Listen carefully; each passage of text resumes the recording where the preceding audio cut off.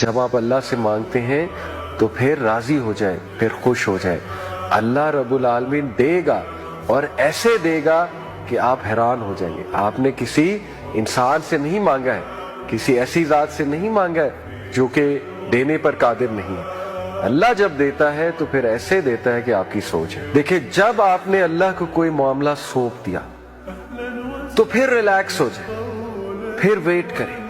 کہ میں نے اس ذات کو سونپ دیا ہے جو الودود ہے، جو بہت محبت کرنے والا ہے، جو الوکیل ہے، بہترین معاملات کو چلانے والا ہے، جو کہ القدیر ہے، بہترین قدرت رکھتا ہے ہر چیز پہ، جو کہ العزیز ہے، بہت پاورفل ہے، جو کہ المجیب ہے، بہت قریب ہے، سننے والا ہے، جو کہ الفتاح ہے،